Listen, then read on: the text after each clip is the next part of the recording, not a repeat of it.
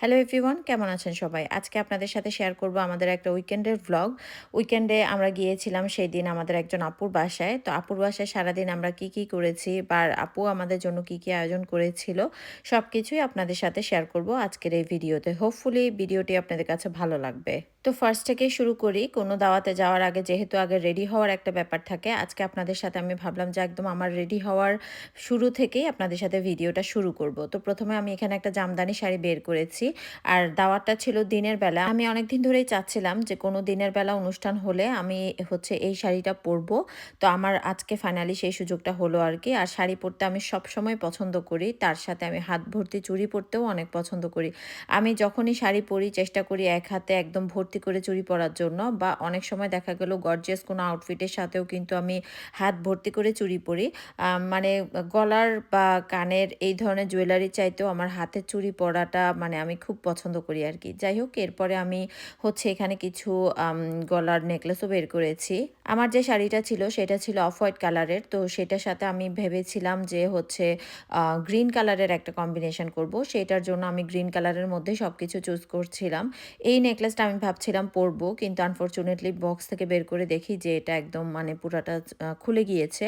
যাই হোক, ব্যাপার না, এটা হয়তো আমি ঠিক করতে পারবো। এরপরে আমি এখানে রিংও চুজ করে নিচ্ছিলাম। সাথে আমি এই ব্যাগটা নিবো আরকি এই শাড়ির সাথে। যেহেতু আমি বলেছি যে আমি গ্রিন কালারের কম্বিনেশন করবো এই শাড়িটার সাথে। এই তো সবকিছু রেডি করে আমি নিজেও রেডি হয়ে গেলাম চট করে। আমাদের যেহেতু দুপুরবেলা দাওয়াত ছিল, তারপরও যেতে একটু বিকালই হয়ে গিয়েছিল। কারণ সবাই যেহেতু স্যাটারডে প্রোগ্রাম, একটু যেতে আসলে দেরি হয়ে যায়। তো এক হাতে তো আমি চুড়ি পরে নিয়েছি, আরেক হাতে আমি এখানে ঘড়ি পরে নিয়েছিলাম। আর আমার ছেলে আমাকে এই ঘড়িটা পরিয়ে দিয়েছিল মাশাআল্লাহ। আর এখানে আমি এই ব্রেসলেটটাও লাগাবো এই ঘড়ির সাথে। এটা আমি শিন থেকে নিয়েছিলাম। তার সাথে একটা গোল্ডের ব্রেসলেটও পরেছি। এই তো আমরা সবাই মোটামুটি রেডি বাচ্চা-কাচ্চা নিয়ে। আজকে একটু বাচ্চাদেরকে নিয়ে একটু ভিডিও করলাম। কারণ সবসময় রেডি হয়ে এত তাড়াহুড়ার মধ্যে থাকি যে ভিডিও করার চান্স পাই না। তাও সেদিন একটু সুযোগ পেয়েছি বলে বাচ্চা-কাচ্চা নিয়ে একটু ভিডিও করতে পারলাম আরকি। যাই হোক, এর মধ্যে আমরা আপুর বাসায় চলেও এসেছি।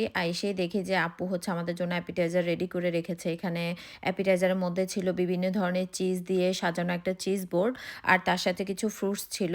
আর আপু আমাদের জন্য অনেক খাবারের আয়োজন করেছিল, আপু ভাইয়া ২ জন মিলেই। তো সেটা একটু পরে আপনাদের সাথে শেয়ার করব। আমি আপুর ব্যাকইয়ার্ডে চলে গেলাম।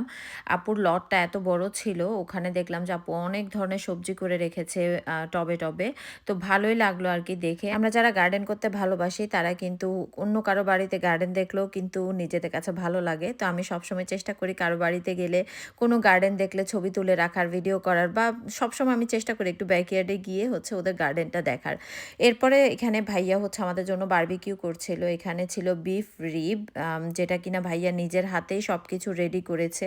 আর এখানে আস্ত একটা খাসির ভাইয়া বারবিকিউ করছিল। আপু ভাইয়া ২ জন মিলে সেদিন অনেক কষ্ট করেছিল সবার জন্য আরকি। তো এখানে বাচ্চাদেরও একটু খেলার জায়গা ছিল, বাচ্চারাও আশেপাশে খেলছিল।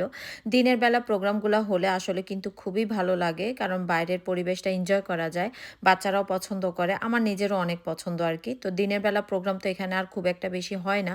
বেশিরভাগ সময় রাতের বেলায় প্রোগ্রাম হয়। আর রাতের বেলার প্রোগ্রামগুলোতে দেখা গেল বেশিরভাগ সময় একটা রুমের ভিতরেই কিন্তু মানে কাটিয়ে দেওয়া হয় আরকি। আর তেমন কোথাও বের হওয়া হয় না। অ্যাপিটাইজার খেতে দেখি যে ভাইয়ার বারবিকিউ করা শেষ। এখন ভাইয়া আস্ত পুরা খাসিটাকে এভাবে কেটে একদম ট্রেতে নিচ্ছিল আরকি। আমাদের জন্য খাবার সার্ভ করবে একটু পরে, তার জন্য। এতগুলো মাংস নিজের হাতে রেডি করে সেগুলোকে বারবিকিউ করে আবার খাবার টেবিল পর্যন্ত সার্ভ করা, এটা কিন্তু চারটিখানি কথা না। যাই হোক, সবগুলো খাবারই কিন্তু সার্ভ করা হয়ে গিয়েছিল। আর এখানে সেদিন ছিল এখানে বিফ রিব ছিল, সাথে ছিল চিকেন রোস্ট, তার সাথে ছিল গরুর মাংস, সাথে ছিল পোলাও, চিংড়ি মাছ, সবজি, আর আস্ত খাসির যে বারবিকিউ করা হয়েছিল সেইটা।